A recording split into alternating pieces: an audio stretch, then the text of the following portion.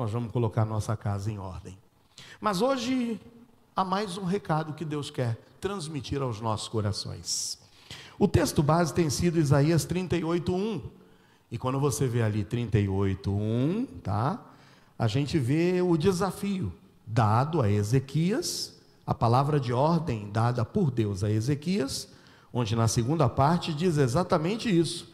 Assim diz o Senhor: põe em ordem a tua casa, porque morrerás e não viverás. Nós temos olhado durante todos os domingos desse mês que nós precisamos colocar a nossa casa em ordem, e por casa, leia-se, a nossa vida, a nossa família em ordem, porque Deus é um Deus de ordem.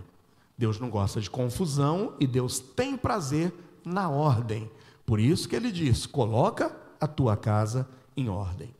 No primeiro domingo nós vimos a necessidade de colocarmos em ordem os nossos relacionamentos.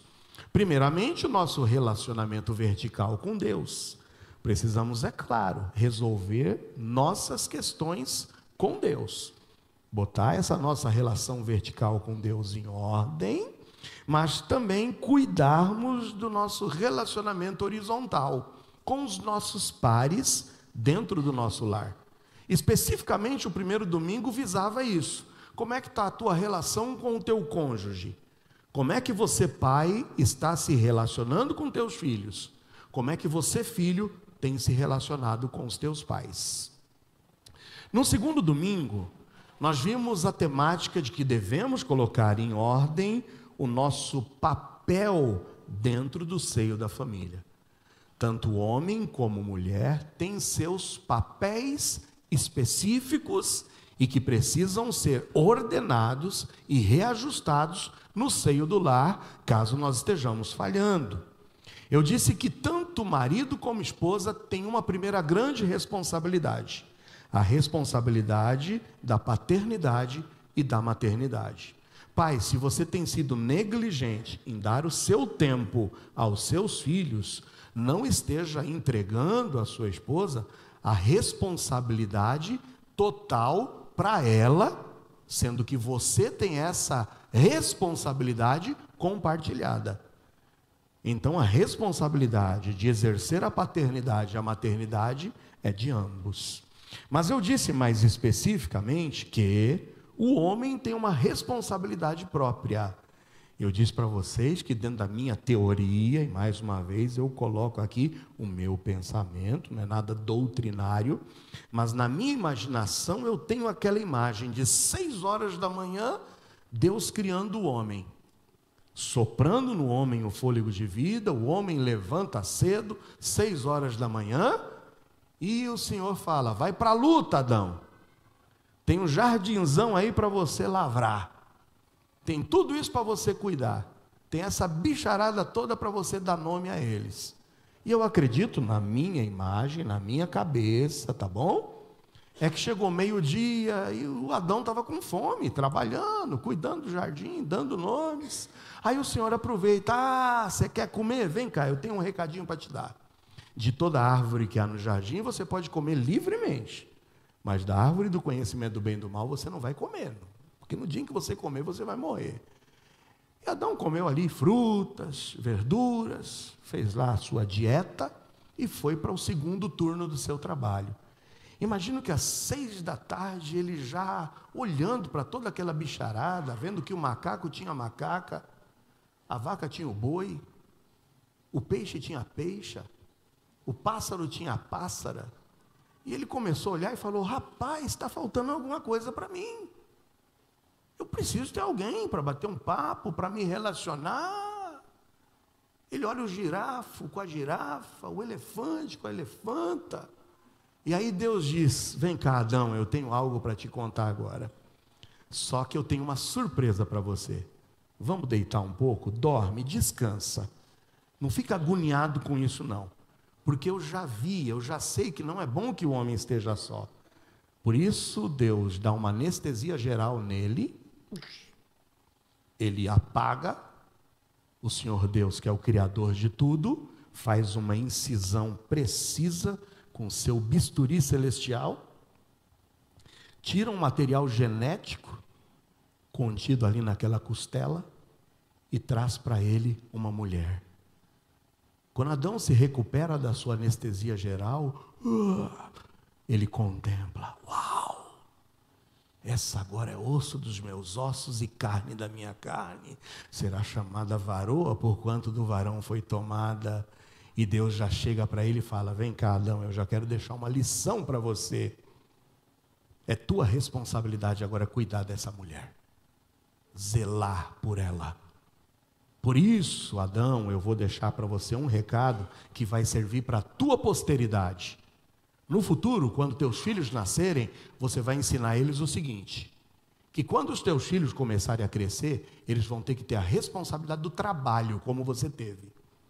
Porque quando eles crescerem, eles vão ter que deixar pai e mãe para se unirem à sua mulher, sair debaixo da aba do pai e da mãe. Vai ter que se unir formalmente à sua mulher, para que ambos possam ser uma só carne. Vocês gostaram? É tudo isso que eu idealizo, que eu fiquei imaginando e pensando naquele ato da criação. Irmãos, o homem tem essa responsabilidade. Você, meu amado, e mais uma vez só quero relembrar a pergunta que eu fiz a semana passada, e eu quero ouvir, mas eu quero ouvir com ânimo e empolgação. Tem homem aqui? Amém. Teve um atrasado aí, né? Depois deu tempo dele pensar e falou: opa, eu sou também, amém. Se tem homem aqui, e se você, homem, tem filhos, ensine o seu filho a ser homem, a amar o trabalho, a desejar o trabalho, a ter responsabilidade, obediência a Deus e devoção a Deus, porque esse é o papel do homem. E o papel da mulher nós vimos a semana passada. O Senhor diz: está aqui a sua companheira idônea, legítima. E nós vimos que na edificação do lar, a gente vê uma característica preciosa. Quando em Provérbios 24:3 está escrito que com sabedoria e inteligência o Senhor criou e fundou o mundo, lá em Provérbios 14:1 diz que toda mulher sábia, o que ela faz? Edifica o seu lar. Mulher, você foi dotada de sabedoria de Deus para apagar o fogo, para você botar ordem, para você, com a sua sabedoria, não destruir o seu lar, mas edificar, botar ordem na casa, porque às vezes o homem é meio descabeçado, e o homem precisa da ajuda feminina para botar essa ordem. E lá em 14:1 de Provérbios está dizendo: toda mulher sábia edifica a sua casa, mas a tola faz o quê?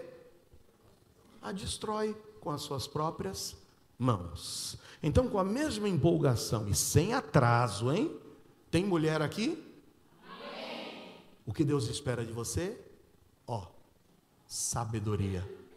A manutenção do seu lar depende da tua sabedoria. E, consciente de tudo isso, a gente sabe que vai acontecer o quê? A gente vai para o matrimônio. E que tem aqui homens e mulheres dispostos a manterem os seus matrimônios. E se todos esses papéis não estão sendo bem cumpridos, a que a gente possa botar em ordem a nossa casa. E hoje nós vamos para o terceiro. O que a gente vai hoje aprender? Hoje eu quero te desafiar a necessidade de pôr em ordem o nosso conceito do que é família. A gente está precisando botar em ordem o conceito de família. O que é família para você? Será que o teu conceito de família não está bagunçado? Então hoje nós queremos organizar e botar em ordem o nosso conceito, o que a gente pensa sobre família. Conceito tem como significado no dicionário a concepção ou a caracterização de algo. Conceito é aquilo que é concebido em pensamento sobre algo ou alguém. É a maneira como pensamos sobre algum assunto, elemento, objeto ou pessoa. Se você não tiver bem definido qual é o teu conceito do que é família, você jovem que talvez esteja aqui ansiando começar uma família, você já pode ir totalmente errado para o teu matrimônio. Então a gente precisa organizar. Qual é o conceito de família, não segundo a cultura, não segundo a sociedade, mas qual é o conceito de família segundo a palavra de Deus? E nós não vamos ver conforme a sociedade, nem conforme a cultura, mas nós vamos abrir a palavra de Deus e vemos o que Deus pensa sobre família, para que possamos organizar esse nosso conceito. Por isso, põe em ordem a tua casa, ou seja, põe em ordem o teu conceito de família. Precisamos ter consciência de que a família representa para nós, o que ela representa para nós, e defendermos esse conceito, e ensinarmos nossos filhos sobre essas verdades. Tem um texto secundário, o texto principal é lá de Isaías 38, põe em ordem a tua casa. Mas hoje tem um texto secundário que eu quero te convidar a abrir e ler comigo. Evangelho de Mateus 7, vai lá em Mateus comigo? Mateus 7, versículos 24 a 27. Mateus 7, 24 a 27.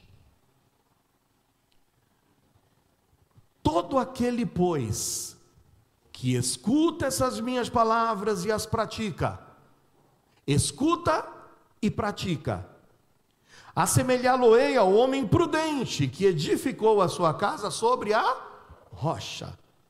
Desceu a chuva, correram rios, assopraram ventos e combateram aquela casa, mas ela não caiu, porque estava edificada sobre a rocha.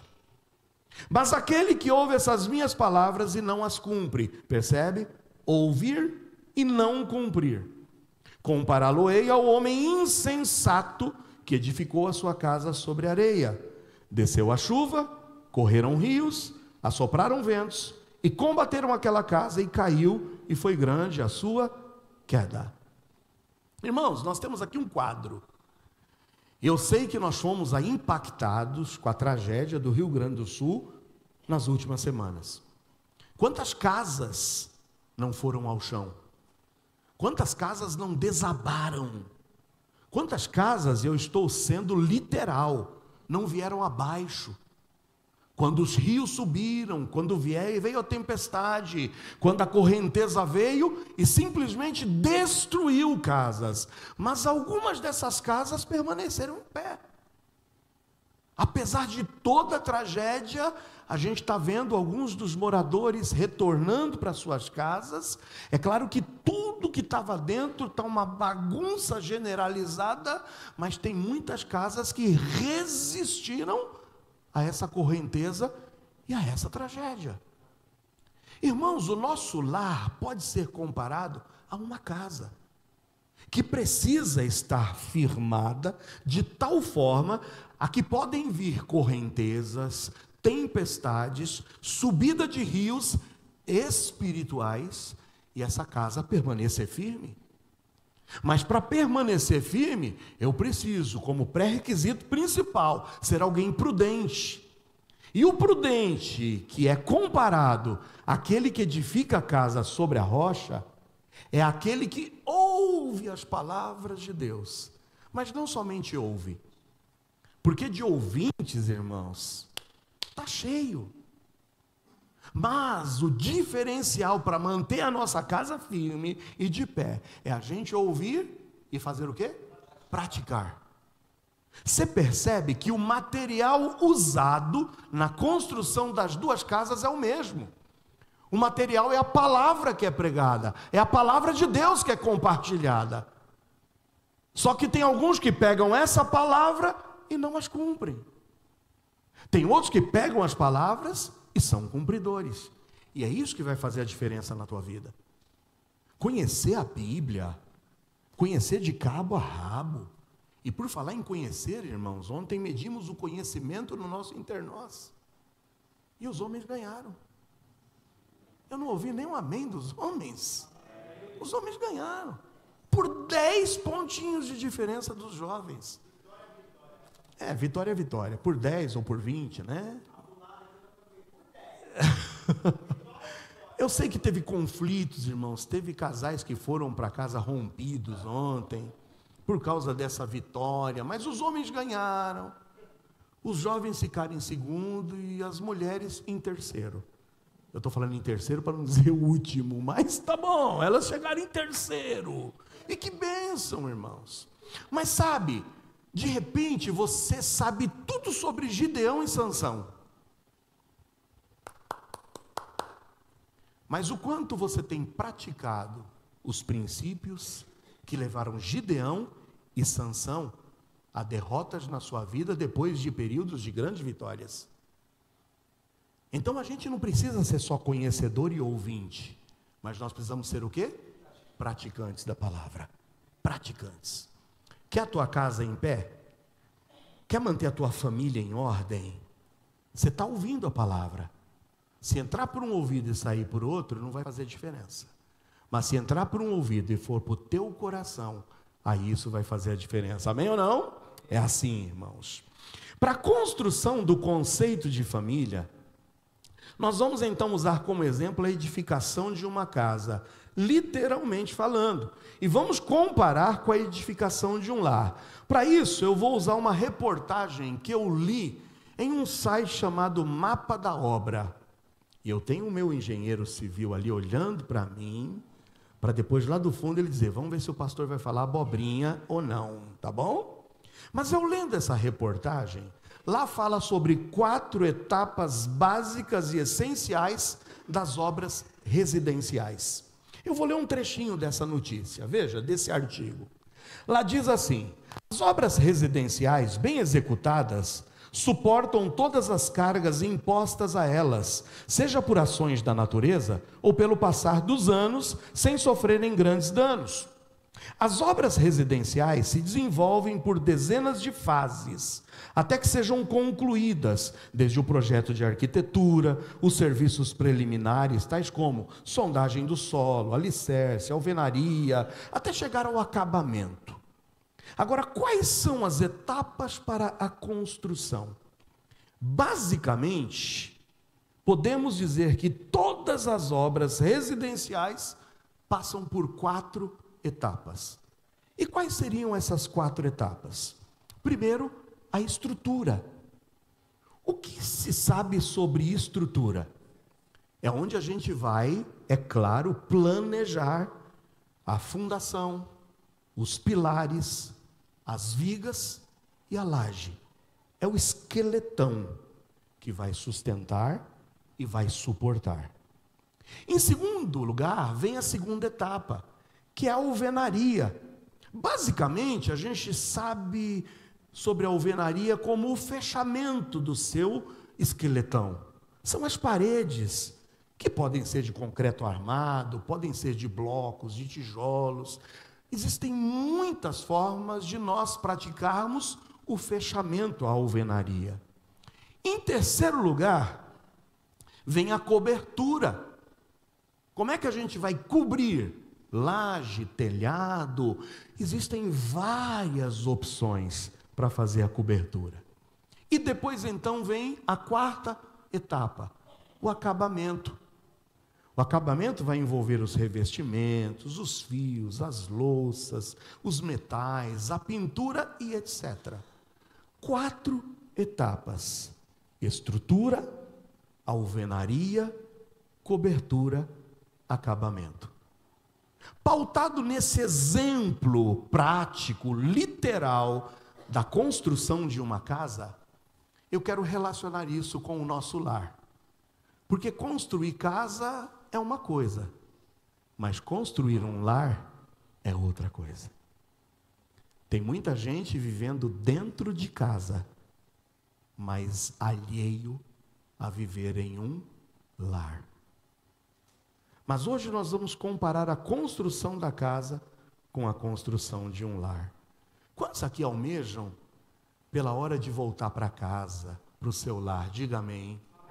Depois daquele dia de trabalho, falar, eu vou voltar para casa. Quantos aqui tem ojeriza, treme, fica com medo quando está chegando a hora de voltar para casa, eu vou ter que enfrentar o inferno, eu vou ter que de novo cair nessa situação. É sinal que você não tem um lar, você tem simplesmente uma casa. Quais são então as 4 etapas para a construção de um lar? E que vai firmar para a gente o nosso conceito de família, segundo a palavra de Deus. Lembra que, em primeiro lugar, vou construir uma casa, eu preciso me preocupar com a estrutura. A estrutura é onde a gente viu que vai a fundação, os pilares, as vigas e a laje. Se for bem estruturado, como a Bíblia diz, edificado sobre a rocha, vai suportar. Ou seja, ouvir e praticar. Na estrutura da família, irmãos, não tem como a gente fugir do projeto. A parte mais importante do projeto é justamente o projeto estrutural. Você pode botar, sabe, no chão a casa, se não tiver um projeto estrutural correto. Quantos se lembram de Palace 1 e Palace 2, lá no Rio de Janeiro, construídos por Sérgio Naia, a construtora de Sérgio Naia? Alguém se lembra disso? Ou eu estou ficando tão velho assim, que ninguém se lembra? Até hoje eu me recordo, Palace 2, usado material de 2ª categoria, subdimensionado, o prédio veio abaixo, morte, prejuízo.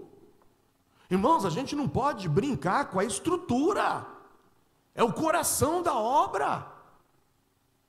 Então não tem como a gente fugir do nosso projeto estrutural. E é isso que começa a construir o nosso conceito de família, é olharmos para o projetista. E a minha pergunta é: quem projetou a família? Eu não ouvi. Quem projetou a família? Deus! Onde é que está o projeto da família? Aqui, ó. Então, se eu quero de fato construir um lar, eu preciso rever o meu conceito. E o meu conceito estrutural precisa ser conforme o que o projetista idealizou. Então a gente começa a construir o nosso conceito de família pela estrutura, ou seja, pelo modelo divino. Obras residenciais precisam de sustentação, estabilidade, e é a estrutura que garante isso. Com um conjunto de elementos combinados, de maneira que todos os esforços produzidos pelo próprio peso da obra, seus ocupantes, ventos e outras sobrecargas, sejam suportados. Por isso, meus irmãos, se faz necessário hoje olharmos para a palavra de Deus, para o plano de Deus, para o projeto de Deus, para o conceito idealizado de família feito por Deus. E eu já falei para vocês em outra ocasião, e para a gente gravar bem como é que é o projeto estrutural de família, são 3 Ds. 3 Ds. A família foi desejada por Deus. Deus é quem desejou. Não é bom que o homem esteja só. E quando Deus desejou, Ele desejou a constituição da família com uma finalidade. O segundo D é que Deus desenhou. E por Deus desenhar, imagina que Ele desenhou a família, o homem e a mulher, com funcionalidade.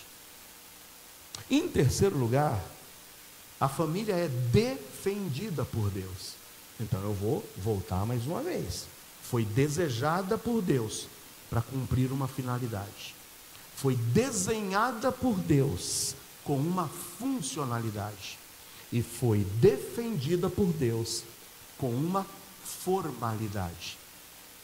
Vamos entender o que seriam esses 3 Ds?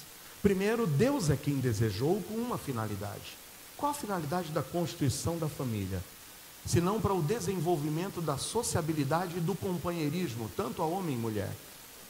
O lar deveria ser o lugar onde nós mais gozássemos da sociabilidade e do companheirismo. O homem é um ser social. O homem não foi criado para viver isolado. E o primeiro e melhor lugar para exercermos o companheirismo e a sociabilidade deveria ser o seio do nosso lar, onde homem e mulher serão os melhores amigos e os melhores companheiros.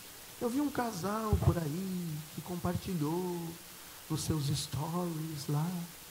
O seu marido é o seu Você tem no seu marido, sabe, aquele que você admira, o seu fã, né? Será que o seu marido é para você o seu melhor companheiro? Eu ouvi um amém. Eu posso ouvir 2 améns? Você admira o seu esposo? Amém. Eu vou perguntar, e você admira a sua esposa? Os maridos estão admirando mais as mulheres do que as mulheres aos esposos. Gente, tem que ter esse companheirismo. Mas o Senhor também desejou o casamento para o prazer humano. Irmãos, vou falar baixinho, hein? Casar é bom. É ou não é bom? Prazer humano. Tanto homem como mulher têm suas necessidades físicas. E Deus, quando desejou o casamento, desejou com uma finalidade. As necessidades do homem e as necessidades da mulher serão supridas no casamento. Amém ou não? No casamento. Não fora do casamento. Qualquer relacionamento íntimo fora do casamento tem nome: pecado. Olha que palavra. Ah, pastor, eu não sou casado, mas estou pegando uma menininha por lá, né? Pecado. Ah, pastor, eu não quero saber de compromisso, eu estou afim de uma, sabe, eu quero começar uma produção independente. Pecado.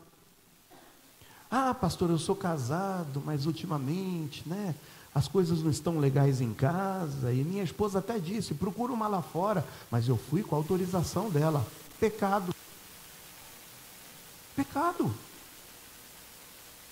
Sabe, a única coisa que não é pecado naquilo que tange a intimidade é quando homem e mulher cumprem o modelo, o projeto estruturado pelo projetista.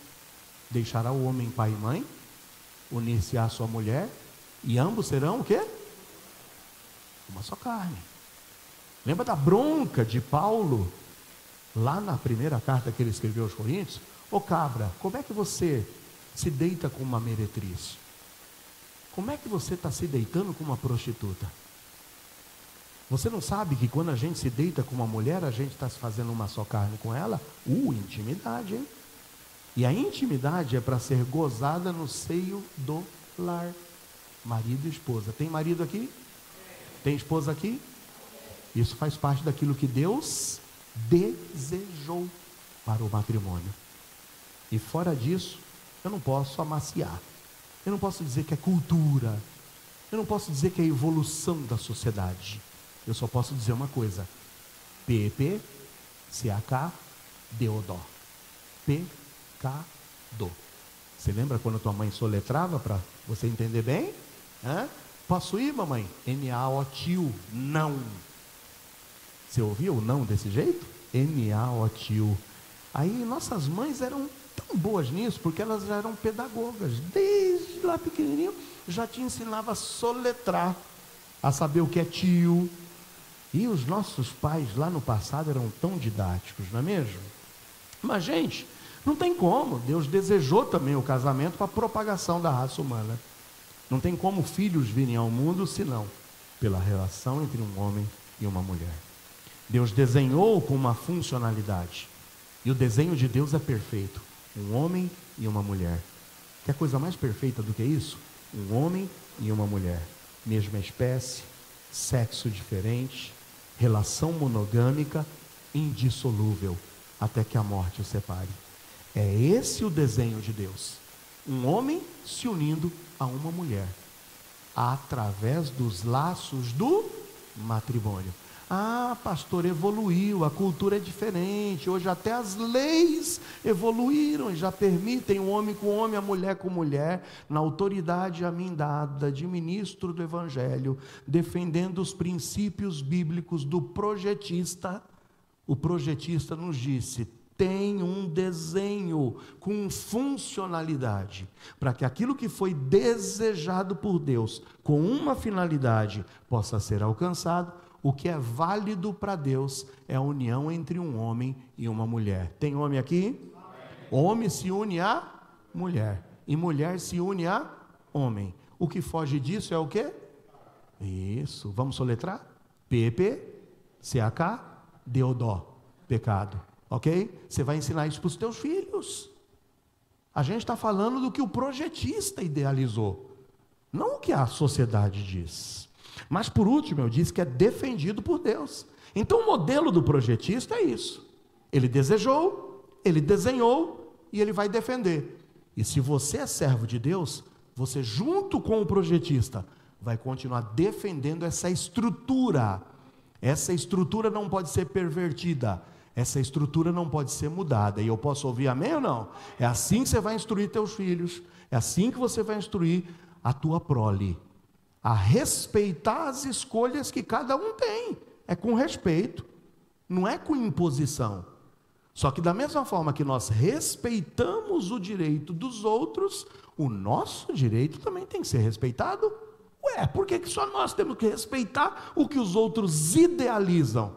Nós temos que ser respeitados também naquilo que a gente defende, amém ou não? E é assim que é feito. Então, irmãos, a formalidade daquilo que Deus defende vai continuar sendo defendida por nós. É o homem deixando o pai e mãe, saindo da aba do pai e da mãe. É o homem se unindo à sua mulher através do matrimônio.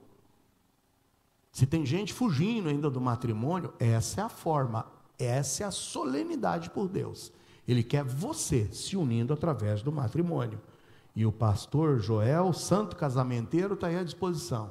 Pastor, quero oficializar minha união, conta comigo, estou junto com você. Só não vou pagar as custas, né? Mas você vai com responsabilidade dizer, pastor, quero me casar, e com todo prazer eu vou lá, para rogar a bênção de Deus para a sua família, amém ou não? É assim que tem que ser feito. E aí ambos serão uma carne, ou seja, vão gozar da intimidade e da unidade. Já terminamos a estrutura, lembra? 4 etapas. Estruturamos, ou seja, o projetista nos diz como é que tem que ser a fundação, as vigas, os pilares, as lajes. Nosso casamento, nossa família está estruturada segundo o conceito do projetista. A segunda etapa da construção de uma casa é agora a gente projetar e olhar para a alvenaria. Lembra, por alvenaria a gente entendeu que é o fechamento, é a construção das paredes. E vários são os materiais utilizados nessa construção da alvenaria. Eu vou colocar a alvenaria, aquilo que vai fechar o nosso lar. E se tem alguma coisa que pode nos manter fechados nesse projeto, não tem nada que pode nos fechar, nos ligar, nos unir e nos proteger do que o amor. Então essa segunda etapa que precisa ser construída, defendida no nosso conceito de família, se chama amor. E o texto que nós lemos aqui, quando a Maria Eduarda leu, de 1 de Paulo aos Coríntios 13, eu quero reforçar de novo aqui os versículos 4 a 8. O amor é paciente, é benigno, o amor não arde em ciúmes, não se ufana, não se ensoberbece, não se conduz inconvenientemente, não procura os seus interesses, não se exaspera, não se ressente do mal, não se alegra com a injustiça, mas regozija-se com a verdade, tudo sofre, tudo crê, tudo espera, tudo suporta, o amor jamais acaba. Eu quero aqui jogar o romantismo holidiano aqui no chão, quando a gente acha que amor é paixão, amor é arrepio na espinha, amor é suspiro. Amor, irmãos, biblicamente dizendo, para começar, é mandamento, não é opção. Um novo mandamento vos dou, está lá em João 15:12. E qual é o mandamento? Que vos ameis uns aos outros. Ah, não amo mais. Obedeça a Deus. Amor é mandamento, não é sentimento. Amor é provado através de atitudes. E é nisso que você, marido, precisa saber. É fácil dizer eu te amo, mas as tuas atitudes são condizentes com o teu amor? Porque o texto que nos relata amor aqui entra muito do altruísmo e da abnegação. Não é a satisfação própria, mas é ver a satisfação do meu cônjuge. Isso é amor, atitudes. Veja no versículo 4 e 5 de novo, de 1 de Paulo aos Coríntios 13, o amor é paciente, mas é benigno. Quando você faz um exame, e você vai com aquele tremor para o exame, e o diagnóstico vem, e eu me lembro de uma época, na época de minha mãe ela teve um câncer, lidou com esse câncer, foi tratado, passou por radioterapia, mas naquela época tinha até medo de se dizer câncer. Você é da época em que falava o diagnóstico fulano, ele está com CA, você lembra disso? Era CA, a pessoa tinha até medo de dizer. Mas quando vinha o diagnóstico da biópsia, e que vinha lá, dizendo que aquele tumor era benigno, o que isso traz? Satisfação. A Bíblia diz que o amor é benigno, ou seja, o amor não destrói. O amor não vem para fazer o mal. O amor não vem para simplesmente sugar de você, sugar do outro algo. O amor é benigno, o amor não arde em ciúmes. Sabe aquele negócio quando você está? Que hora você vem? Quando você estava? Me liga. Me liga, responde, cadê você? Aquela opressão, aquele negócio, eu preciso saber onde está, GPS ligado, entrou para a direita agora, onde ele está indo? À direita, vai para a esquerda. Tem gente que arde em ciúmes, não tem confiança. Como é que uma relação vai para frente com desconfiança? Mas talvez a desconfiança haja porque você, nas suas atitudes, tem minado a confiança do seu cônjuge. No versículo 5 diz, não se conduz inconvenientemente. Onde já se viu quem ama conduzir-se inconvenientemente e não procura os seus interesses? Eu te amo, amor, mas vamos comprar aquilo que eu tanto quero, o meu videogame, última geração, para eu poder brincar com os meus amigos. Espera aí. E ela está querendo lá, ela falou, poxa, sabe, se a gente tivesse uma lava-louças, meu amor, a gente ia ter mais tempo para a gente ficar depois do almoço, namorando. Aí ao invés de você dar lava-louças para ela, para ter mais tempo para namorar, você está pensando no seu videogame para ficar mais tempo com seus amigos. Você percebe? Eu estou visando os meus interesses. Qualquer semelhança é mera coincidência, tá bom? Infelizmente, irmãos, o amor que move os relacionamentos em nossa sociedade não é nem caricatura do verdadeiro amor. Porque quando Deus disse, eu te amo, sabe o que ele fez? Ele deu o seu filho. E quando o filho dele disse, eu amo vocês, ele deu a sua própria vida. O amor dá, não o amor toma. Então uma relação pautada no me dá, ao invés de toma, eu te dou, não é o amor divino. Maridos, se perguntem, quantas vezes ela esteve ao seu lado quando você tomou decisões impensadas e sem consultá-la? Maridos, se perguntem também, quantas vezes você chegou em casa e ela estava com a tua alimentação prontinha, e ela sabia que você gosta de lasanha, mas ela gosta de salmão, mas ela falou, eu vou fazer a lasanha para agradar o meu maridão. Posso ouvir um amém? Um aleluia. Maridos, se perguntem, e eu vou olhar para minha esposa, quantas vezes a tua esposa te fez aquele empréstimo, e que no decorrer do tempo se transformou numa doação? Eu me lembro quando nós trabalhávamos, quantas vezes, filha, me empresta. E depois, nós somos uma só carne, né? Doação. Quantas vezes você deixou nas mãos e nos ombros da tua esposa toda a carga da criação dos filhos? De verificar na mochila se tem lição de casa, de sentar com o menino ou com a menina para fazer a lição de casa, e você chegar em casa sossegadão e ligar o Netflix. Mas espera aí, esposa, se perguntem também, porque tem gente que fala, esse pastor só desce a lenha nos homens. Mas esposa, se perguntem, quantas vezes o teu esposo deixou de comprar para ele e comprou para você, e comprou para os filhos? Porque sabe, meus irmãos, talvez você olhe o pastor Joel e fala: poxa, quantas vezes eu deixei de comprar para mim, para comprar para os filhos e para comprar para a esposa, para vê-la bem na fita. A gente pode estar de qualquer jeito. A gente tem um tênis que dá para jogar bola, que dá para correr, que dá para chutar, que dá para caminhar, e se der uma limpadinha, vai até para o casamento com ele. Esposas, quantas vezes ele perdeu para que vocês pudessem ganhar? E perdeu no fato de, na hora da discussão, o marido às vezes falar: deixa eu me calar, porque é melhor eu me calar agora do que a gente botar mais fogo. Porque quando um não quer, dois não brigam. E não havendo lenha, o fogo se apaga. Quantas vezes ele já te perdoou quando você não merecia? Quantas vezes ele chegou tarde em casa, mas não porque estava jogando bola, mas ele chegou tarde em casa porque ele estava malhando e trabalhando, e fazendo hora extra, para que vocês pudessem conquistar um sonho. Se vocês, maridos, e vocês, esposas, puderam dizer pelo menos um amém em cada um desses exemplos, levante as suas mãos para os céus e diga: obrigado, Senhor, pelo meu cônjuge.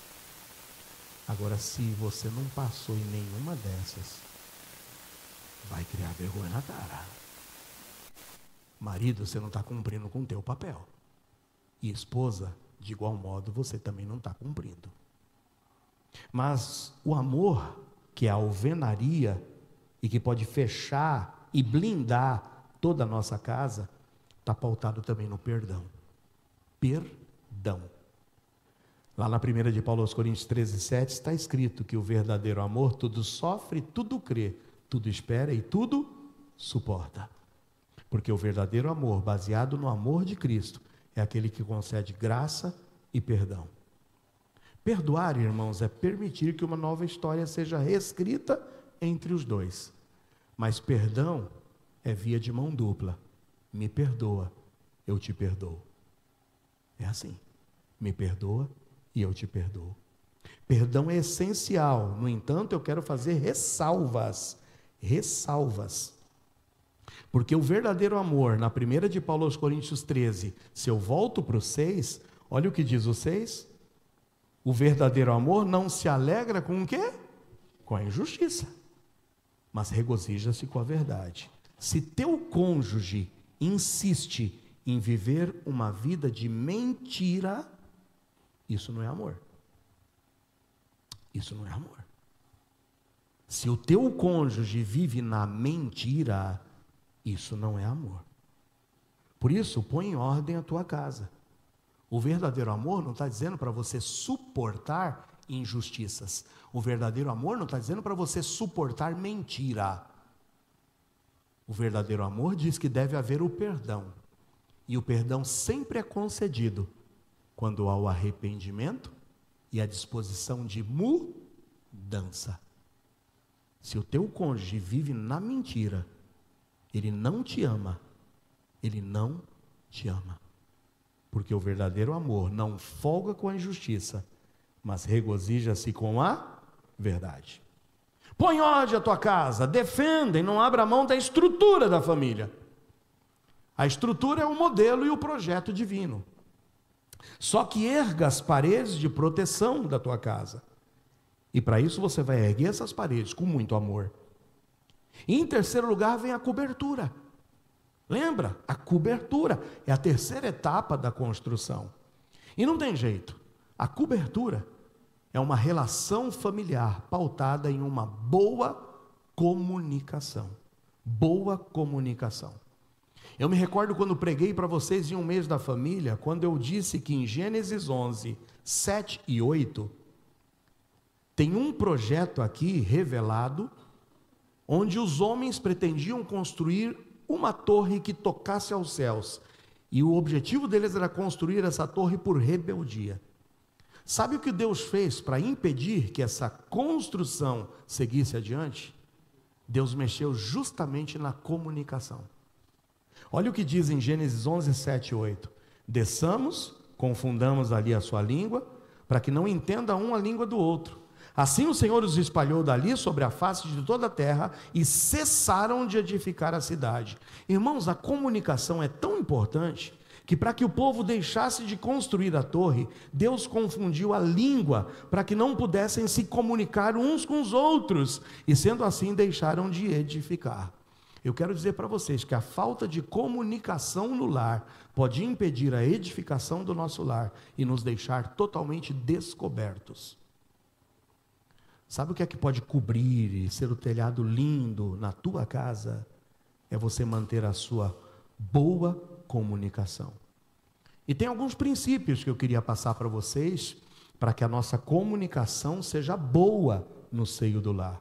Primeiro, avalie sempre o conteúdo, o que vai ser dito. Fale sempre a verdade. Lembra? Não folga com a injustiça, mas regozija-se com a verdade. Não pode ter mentira entre os cônjuges. Não pode ter coisinha escondida entre os cônjuges. Tem que ter jogo aberto, comunicação aberta, nada às escondidas. Em Efésios 4:25 diz: deixai a mentira e falai a verdade. Mas não somente eu zelo pelo conteúdo, eu preciso zelar pela forma como eu vou me comunicar. E a forma indica que família vai ser edificada, vai ser coberta com uma boa comunicação, quando o conteúdo é verdadeiro e quando a forma de se comunicar está pautada na brandura. Lá em Provérbios 15:1 diz que a resposta branda desvia o furor, mas a palavra dura suscita a ira. Como tem sido a sua comunicação? Sempre aos gritos? Sempre na discussão? Sempre nos impropérios? A nossa comunicação precisa ser na verdade e com brandura. Mas não somente o conteúdo e a forma precisam ser zelados, mas também o tempo. Tem a hora certa para se dizer. Muitas vezes o conteúdo é verdadeiro, sabe? Até a brandura existe naquilo que eu vou comunicar, só que é a hora errada. E tudo dito na hora errada traz prejuízos. Olha o que Provérbios nos diz no capítulo 15, 23. Provérbios 15, 23 diz que o homem se alegra em responder bem, e quão boa é a palavra dita a seu tempo. Palavra dita a seu tempo é uma bênção, palavra dita fora do tempo é maldição. E em Provérbios 25:1, o sábio chega a comparar essas palavras ditas a seu tempo como maçãs de ouro em salvas de prata, assim a palavra dita a seu tempo. Oh, meus amados, vamos melhorar a comunicação no nosso lar? Vamos, de fato, transformar nossos lares em um local de bênção e edificação. O lar precisa ser um ambiente positivo, onde nessa positividade nós eliminemos a negatividade. Nós temos que sempre ter o sorriso, as palavras de ânimo, a alegria e a paz, palavras elogiosas. Qual a última vez que você elogiou o teu filho? Elogie o seu filho quando ele conquistou, quem sabe, o 8. Não foi o 10 que você queria, mas ele conseguiu o 8. E se o 8 foi com esforço, com dedicação, elogie. Às vezes a gente quer a perfeição e não aprendemos a elogiar a boa vontade dos atos. Qual a última vez que você disse para os seus filhos que os admira, que os ama? Qual a última vez que você abraçou e deu um beijo e disse o quão importante ele é? Qual a última vez que você celebrou as virtudes da tua esposa, as virtudes do teu esposo? Oh, meus irmãos, vamos melhorar essa comunicação no lar. O lar precisa ser um ambiente positivo, um ambiente seguro, onde filhos e cônjuges possam tratar, aprender e ter liberdade de falar sobre qualquer assunto. Onde é que você quer que seu filho aprenda sobre sexualidade? Na escola? É lá que você quer que ele vá aprender? O lar precisa ser um lugar aberto para se tratar de qualquer assunto. Em Provérbios 17, 22, diz que o coração alegre é como o bom remédio, mas o espírito abatido seca até os ossos. Tira essa carranca da sua cara. Eu me lembro quando eu fui visitar meus parentes pela primeira vez no Nordeste, e que eu olhei, vocês já viram que em muitas casas do Nordeste tem as carrancas. Você sabe o que é carranca? Aquela peça de madeira que tem lá o bicho com os dentão assim para fora. Você olha para assustar, lá dentro das lendas e tudo mais, a carranca está ali para afastar os maus fluidos. E tem gente que não precisa nem ter a carranca ali, porque a cara dele mesmo já é uma carranca. E é daí que vem, carrancudo, amargo, parece que chupou limão. Misericórdia, irmãos. O lar tem que ser lugar alegre. Sabe por quê? Eu sou bonitinho. Eu sou bonitinho. Sabe por quê? Porque em Provérbios 15, 13 está escrito que o coração alegre aformoseia o rosto. Eu sou assim mesmo, alegre. Em casa eu gosto de alegria. Em casa eu posso ser o meme. Eu até gosto de ser o meme. Mas vamos rir, vamos sorrir. Vamos tirar esse peso do nosso lar. Vamos tirar a carranca do nosso lar. Põe em ordem a tua casa. Defende e não abra mão da estrutura da família. E a estrutura foi desenhada pelo projetista. Mas feche a alvenaria com muito amor. E cubra a tua casa com uma boa comunicação.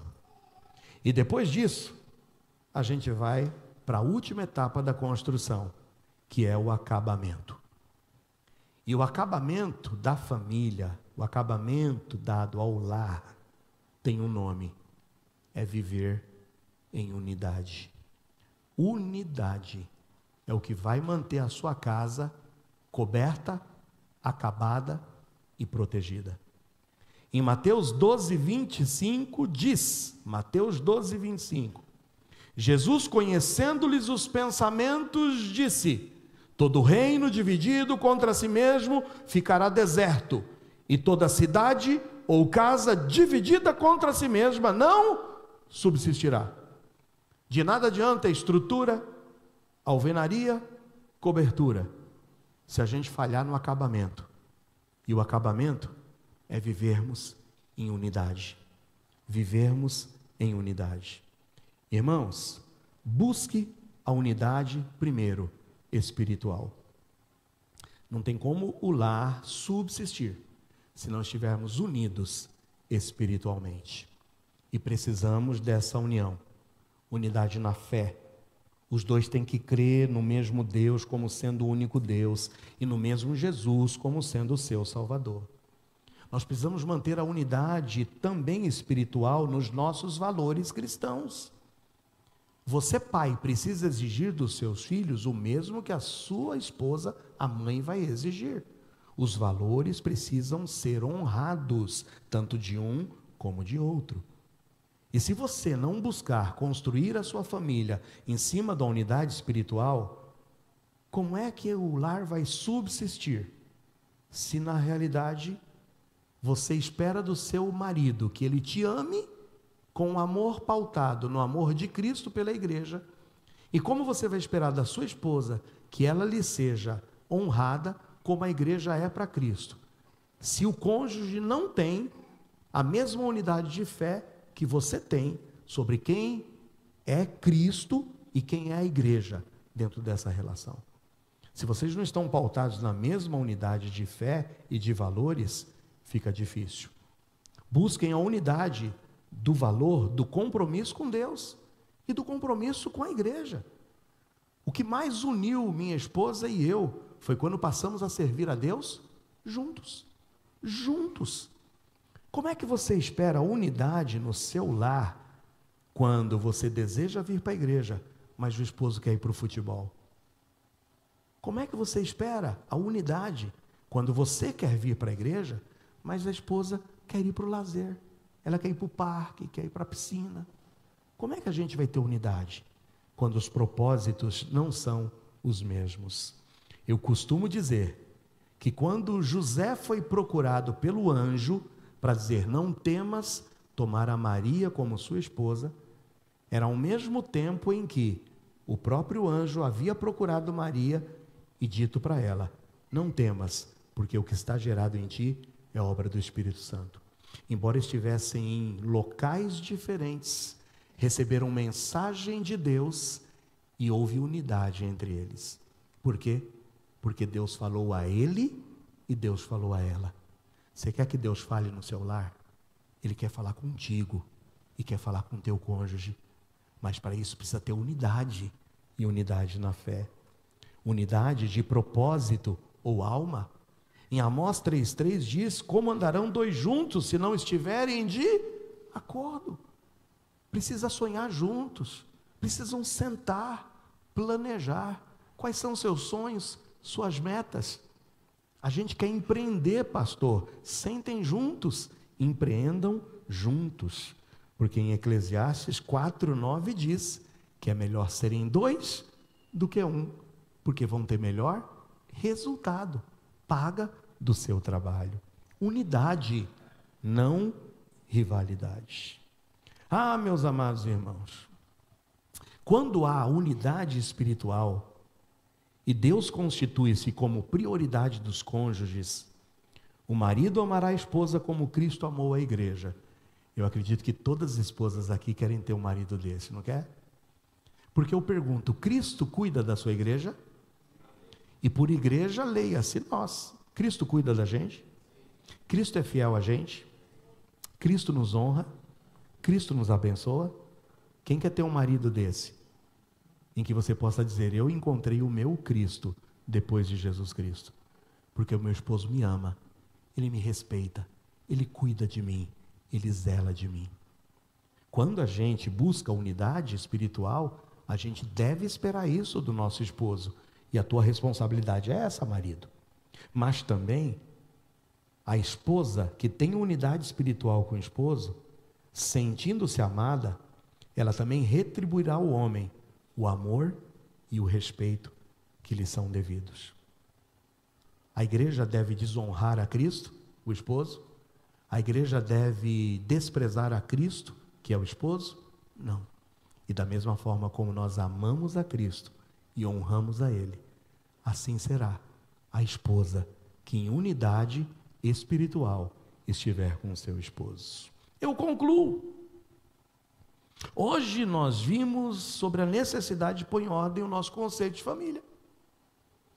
E se tem alguma coisa errada aí, alguma coisa que não pegou legal na tua relação, irmãos, vamos pegar o projeto do projetista. Vamos zelar pela estrutura. E a estrutura é um modelo idealizado pelo pai. Vamos zelar pela alvenaria. E a alvenaria é o amor com que nós devemos amar o nosso cônjuge e os nossos filhos.